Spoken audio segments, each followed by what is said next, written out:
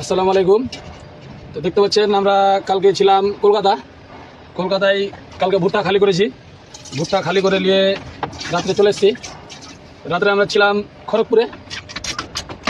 তো খড়গপুরে থেকে আমরা এখন আসলাম মেদিনীপুরে এসে লোডিং করতে এসেছি। লোডিং পয়েন্টে গাড়ি লাগিয়ে দিয়েছি।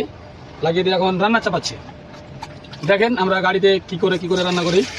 এটা ভাত রান্না করবো, তার জন্য জল দিচ্ছি। আমাদের আজকে হবে ভাত আর চিকেন কষা। এই চিকেনটা দেখা, চিকেন নিয়ে এসছে ভাগনা, ভাত আর চিকেন কষা। এখানে গ্যাস আছে আমাদের, এই যে এখানে ভাতটা চাপিয়ে দেবো, দিয়ে চিকেনটাকে কি করে বানাচ্ছি একটু দেখেন।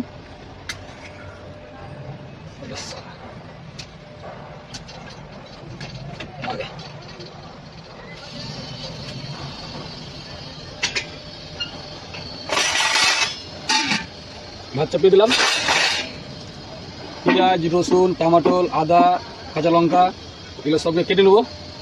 কেটে নেওয়ার পরে আবার দিব ওখানে, এটা কেটে নিই, তারপর আবার দেখাচ্ছি। তো দেখতে পাচ্ছ, তারপর পেঁয়াজ রসুন সব কাটা হয়ে গেছে। এই পেঁয়াজ রসুনটাকে ঢেলে দিলাম, মানে পেঁয়াজ, রসুন, আদা, টমেটো, কাঁচা লঙ্কা এগুলো আছে, এগুলো সব ঢেলে দিলাম এখানে। এটা চিকেন কষা হবে, চিকেন কষা, তার জন্য এরকম করছি। আমরা গাড়িতে এরকমই করি, এবার বাড়িতে ওরা তো আলাদা করে, মেয়ে ছেলেরা, ওদের সিস্টেমটা আমাদের না। তারপর লবণ দিয়ে দিলাম, এটা চলে গেলো লবণ, তারপর হলুদ,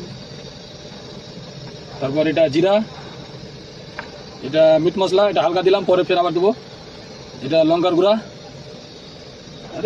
তারপরে মশলা দিয়ে দিলাম। এগুলো মশলা দেওয়ার পর তেল দেবো, এটা হালকা তেল ছিল কালকের, এটা তেল দিয়ে দেবো।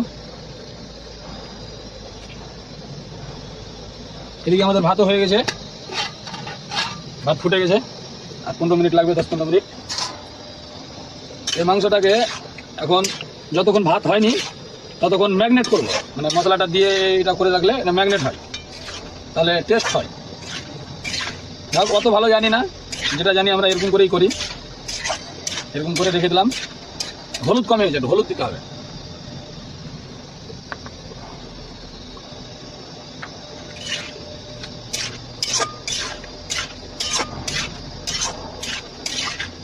ব্যাস, এটাকে 15 মিনিটের জন্য রেখে দেবো। রেখে দেওয়ার পর আবার চড়াবো, তখন আবার কী করবো। দেখলেই আমাদের মাংসটা কেমন হয়েছে। মাংসর তো সেম খুব আসছে, দেখা যাক। মাংসটা এরকম করে